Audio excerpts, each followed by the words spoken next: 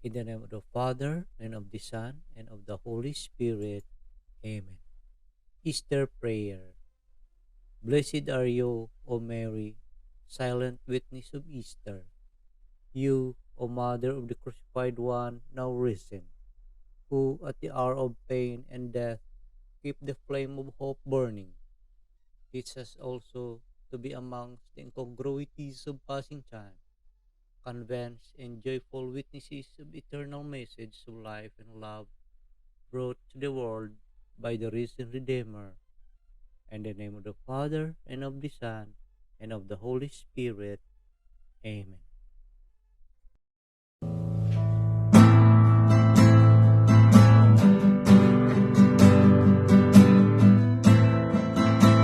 Sing hallelujah to the Lord, and sing hallelujah to the Lord,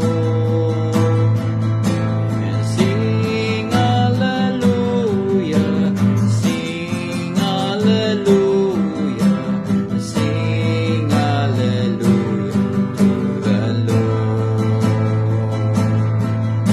And sing hallelujah to the Lord. And sing hallelujah to the Lord. And sing hallelujah. Sing hallelujah. Sing hallelujah to the Lord.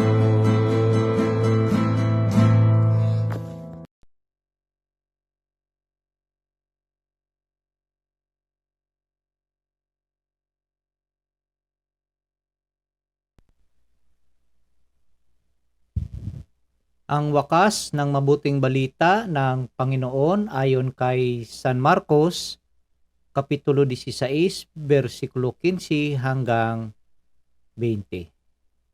Papuri sa iyo, Panginoon. Noong panahong iyon, napakita si Jesus sa 11 alagad at sinabi sa kanila, "Pumayo kayo sa buong sanlibutan at ipangaral ninyo sa lahat ang mabuting balita.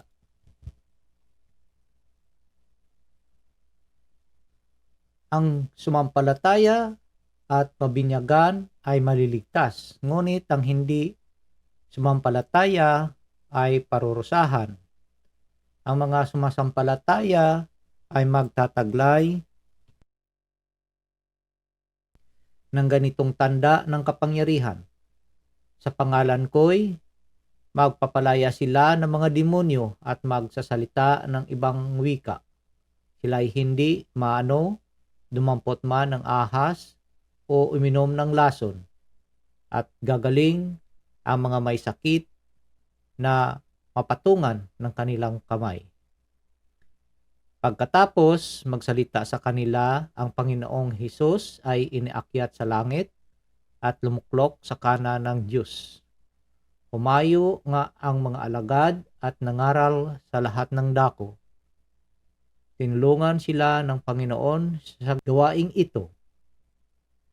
Pinatutuhanan niya ang salitang kanilang ipinangangaral sa pamamagitan ng kapangyarihang gumawa ng himala na ipinagkaloob niya sa kanila. Ang mabuting balita ng Panginoon. Pinupuri ka namin, Panginoong Hesukristo. So, isang mapagpalang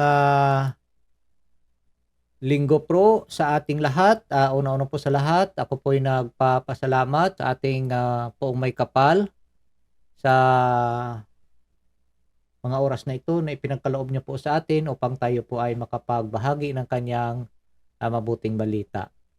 At ako po'y bumabati sa lahat ng mga nanay. Happy Mother's Day! At sa lahat, Happy Ascension of our Lord Jesus. We should call this Ascension of the Lord, no? The solemnity of the Ascension of the Lord. At tayo ngayon ay nasa ikapitong linggo pa rin ng Easter, ano? Easter pa rin tayo. At sana naway ang buong linggo natin, no, ay masagana, mapayapa, at very blessed, no? Ako po yung nagpapasalamat din sa lahat natin ng mga masugid ng mga taga-subaybay, sa lahat ng sumusuporta sa ating munting channel na ito, sa lahat nating mga subscribers. Salamat sa inyong mga suporta, pag-subscribe, pag-share ng mga videos. Maraming pong salamat sa inyo. Magbibigay rin ako ng aking munting reflection sa ating gospel sa araw na ito, at muli ako po'y bumabati sa lahat ng mga nanay. Si nanay ko nasa kabilang buhay na. Nay, happy birthday, happy Mother's Day. In advance ko tuloy yung birthday mo, nakaraan na ng January. At happy Mother's Day sa aking may bahay. Happy Mother's Day sa aking mga kapatid. Happy Mother's Day sa lahat-lahat ng mga nanay. Happy Mother's Day. Ang napakapalad natin, no, tayong lahat, kung magkaroon tayo ng isang nanay na sabi natin mapagmahal, no? Yung inaaruga niya tayo, hinuhubog sa lahat ng kabutihan. Masasabi ko na ang nanay namin ay very strict, no? Kaya kahit kunting mali mo lang, talagang gusto niyang maituwid ka agad. Ganun ang nanay ko. So, lumaki kami, lalo na ako, na ibang natakot ng gumawa ng kasalanan dahil kahit hindi mo kasalanan eh. No? Ako hanggang ngayon may scars pa ako dito sa aking kamay na ibang siyempre, of course, no, bata ka pa, ibang tawag dito, kung saan ka nakararating, naglalaro, pag uwi mo may mga sugat ka na, ayun, hanuton ka pa. Tawag dito. yung dulo ng bayabas, yung manipis. Yeah. But din sa paglaki mo, marirealize mo na walang ibang gustong mangyari sa buhay natin ng ating nanay ay kundi ang magiging mabuti tayo. That's our biological mother, no? Ang atin namang spiritual mother, ganun din. Yung gabay niya sa atin, yung paalala niya sa atin, yung mga operations niya na nabanggit ni Marex, ay nagpaalala sa atin na tayo ay magiging masunurin sa kanyang anak. Diba? Hindi niya gusto na tayong lahat ay mapunta sa impyerno. Kaya nandiyan siya being our spiritual mother, no? Heavenly mother natin na gumagabay sa atin. Dahil ayaw na ayaw niya na mapahamak tayo. Kaya sa kanyang apparition sa Fatima, ini-encourage tayo na magdasal ng Holy Rosary para labanan ang masasamang gawain, ano, o the devil, no? Dahil yun, ganun tayo kamahal ng ating ina, kamahal ng Inang Mary Maria. Ayaw niya tayo na mapunta sa lumalagablab na apoy. So, it is reminding us always na tayo ay being the Son of God. Dapat kapiling tayo din ng ating Ama sa langit. So, yun ang mapagmahal na ina. Sa ating gospel naman, sa araw na ito is the solemnity of the ascension of the Lord, no? Yung sa amin pa yung pagkayab sa langit, no? Pag-akyat sa langit ng ating Panginoon. He was taken up into heaven. So, ang pag-akyat ng ating Panginoon sa langit ay hindi ito isang bagay na kalulungkot natin dahil lumayo na siya sa atin. No, it became stronger, no? Nagpapalakas ito sa atin, yung pag-akyat niya sa langit. Hindi lang natin alam, no, ang presensya na everyday, kahit na nandoon na siya sa langit, but din ang presence niya. The power of His presence ay nanatili dito sa lupa. If you could imagine, if you go to the church, nandiyan yan siya sa Eucharist. Nandiyan siya. Ang pag-akyat niya sa langit ay hindi para tayo iwanan bilang orphans, no? But kundi palakasin ang ating pananampalataya at pananalig na kahit wala siya sa tabi natin physically dito sa lupa, ay makatayo tayo ng ating sariling paa, sa ating mga sariling paa, no? Kagaya rin sa ating buhay, lumalayo tayo sa ating mga parents, di ba? Nakipagsapalaran tayo sa iba't ibang lugar para matuto tayo, magiging matapang tayo. Hindi yung puro dependent ka na lang, no, sa parents mo. Ganun din ang pag-akyat sa langit ng ating Panginoon ay para hindi tayo magiging dependent totally sa Kanya, but then we have to struggle. Yung bang that event na umakyat ang ating Panginoon sa langit ay sa presensya ng 11 apostoles na nabanggit sa ating gospel is a manifestations that hindi ang mundong ito ang kaharian ng ating Panginoon, kundi to other side of the world, sa ibang dimension, doon siya. Because this world is belong to human,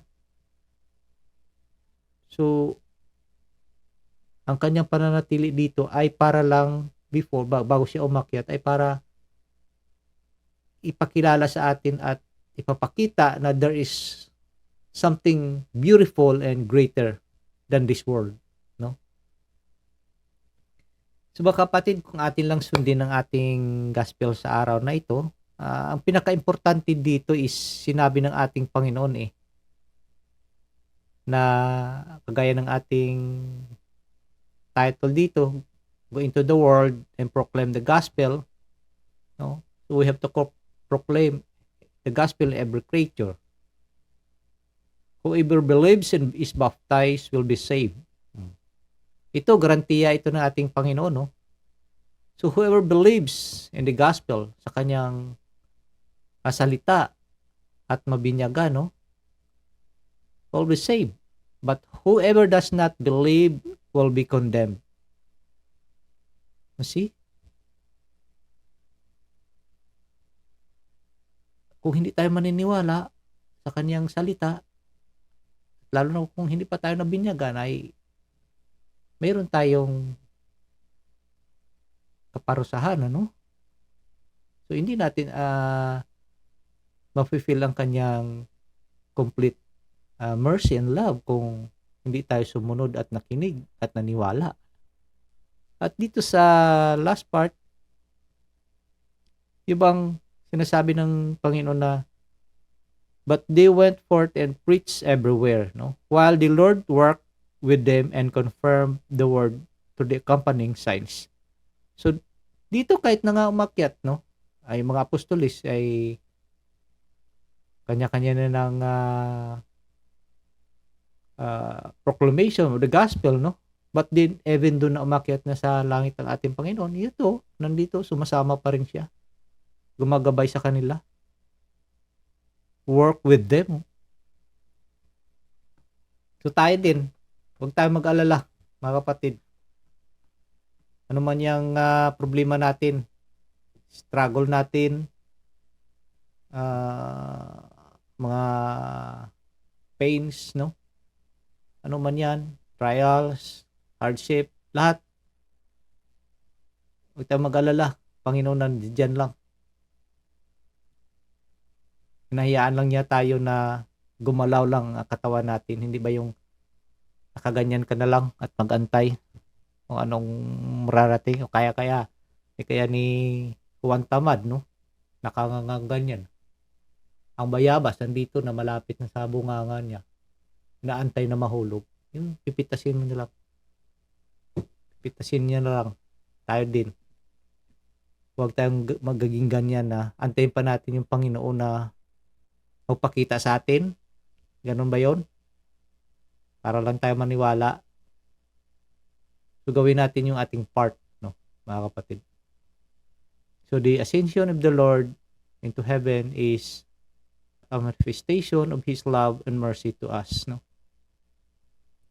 Ito po'y nagpapatibay ng ating ugnayan sa Kanya at lalong nagpapalakas, no, ng Kanyang mithiin, ng Kanyang pangarap, kung sabihin natin sa Kanyang hinahangad para sa atin, no, na makasama niya sa Kanyang kaharian. So, yun lang po mga kapatid. Marami pong salamat. At lahat ng mga nanay, Happy Mother's Day at Happy Ascension of the Lord sa ating lahat. At naway, ang mahal na Panginoong Hesus ay patuloy na gagabayan po tayo sa lahat ng ating mga gawain, sa lahat ng ating mga struggles, no? Hindi tayo mawalan ng pag-asa na nandiyan siya palagi na sumasama po sa atin. So sa muli, marami pong salamat sa lahat natin ng mga masugid ng mga taga-subaybay, sa lahat ng mga subscribers natin, sa lahat ng mga sumusuporta sa ating munting channel na ito. Marami pong salamat sa inyo. Marami pong salamat. Sa lahat-lahat, marami pong salamat at sa muli, Happy Mother's Day sa lahat ng mga nanay. Sana naway ang Panginoon ay gagabayan po tayo sa araw-araw nating pamumuhay at ilayo po tayo ang lahat ng mga membro ng ating pamilya sa anumang kapahamakan. At huwag lang natin pong kalimutan na kumapit lang po sa patalim ang salita ng ating Panginoong Hesukristo. Maraming pong salamat at God bless po everyone. Happy Sunday, Happy Family Day, and Happy Mother's Day muli. God bless us all. Manalangin po tayo. Sa ngalan ng Ama, ng Anak, ng Diyos Espiritu Santo. Amen. Spirit of wisdom and understanding, enlighten our minds to perceive the mysteries of the universe in relation to eternity. Spirit of right judgment and courage, guide us and make us firm in our baptismal decision to follow Jesus' way of love. Spirit of knowledge and reverence, help us to see the lasting value of justice and mercy in our everyday dealings with one another. May we respect life as we work to solve problems of family and nation, economy and ecology. Spirit of God, spark our faith, hope, and love into new action each day.